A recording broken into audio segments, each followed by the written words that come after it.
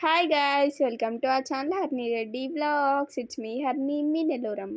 ఈరోజు అయితే మీకు కొంచెం స్పెషల్గా మా మమ్మీ స్టైల్లో అయితే పన్నీర్ కర్రీ అయితే చూపించిస్తాను, చూసేయండి. ఫస్ట్ అయితే ఒక ప్యాన్ తీసుకొని అందులోకి అయితే కొంచెం ఆయిల్ యాడ్ చేయాలి.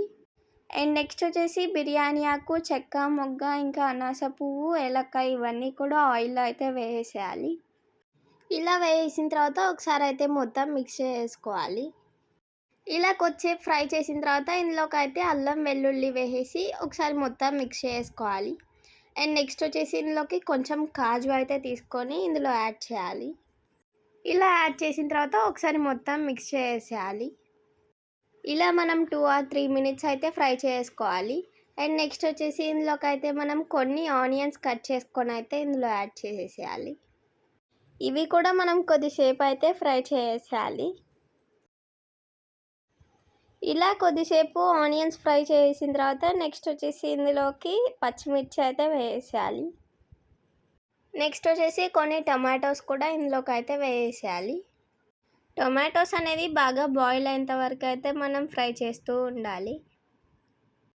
ఇప్పుడైతే మనకి ఆనియన్స్ ఇంకా టొమాటోస్ అయితే బాయిల్ అయిపోయాయి కదా, కొద్దిసేపు కొంచెం చల్లారనివ్వాలి. ఆ తర్వాత మనం మిక్సీలో వేసి కొంచెం సాల్ట్ అయితే వేసి మిక్సీ పట్టేసుకోవాలి.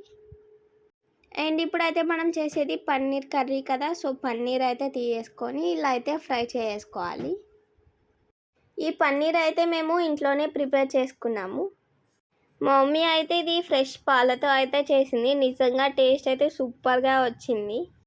ఇదైతే మనం లైట్ బ్రౌనిష్ కలర్ వచ్చిన తర్వాత అయితే ఒక ప్లేట్లోకి తీసేసుకోవాలి. మనం పన్నీర్ ఫ్రై చేసుకున్న ప్యాన్లోనే కొంచెం ఆయిల్ అయితే యాడ్ చేసి ఇందులోకి అయితే మనం జీలకర్ర యాడ్ చేయాలి.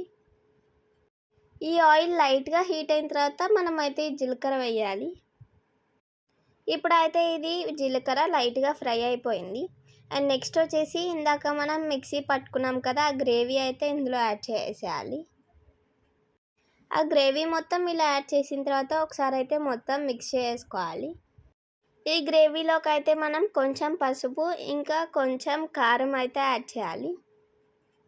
మీకు టేస్ట్కి కారం ఎంత కావాలో అంత అయితే వేసుకోవాలి. మనం మిక్సీ పట్టేటప్పుడు ఆల్రెడీ సాల్ట్ యాడ్ చేస్తున్నాం కదా, ఆ టేస్ట్ చూసుకొని ఎంత సాల్ట్ కావాలో ఇప్పుడైతే వేసుకోవచ్చు.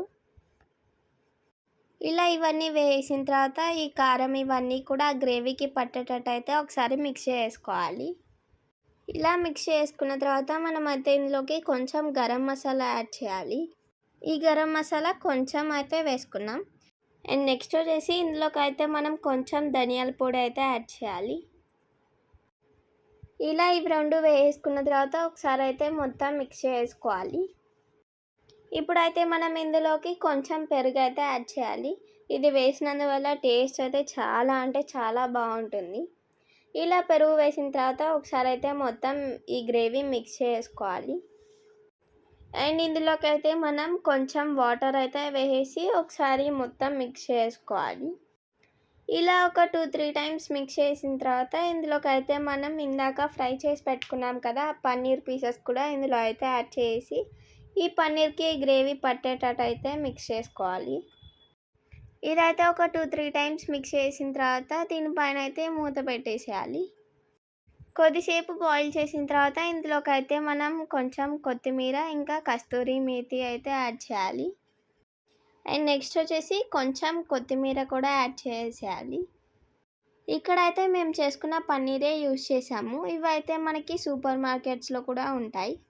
ఫైనల్గా ఇలా కొత్తిమీర వేసిన తర్వాత మొత్తం మిక్స్ చేసుకొని ఒక 2 మినిట్స్ బాయిల్ చేస్తే మనకైతే పన్నీర్ కర్రీ రెడీ అయిపోతుంది. ఇదైతే మనం రోటీస్లో చపాతీస్లో వేసుకొని తింటే సూపర్గా ఉంటుంది టేస్ట్. మీరైతే డెఫినెట్గా ట్రై చేసేయండి. అంతే guys, please do like, share and subscribe to Harni Reddy Vlogs and don't forget to hit the bell icon.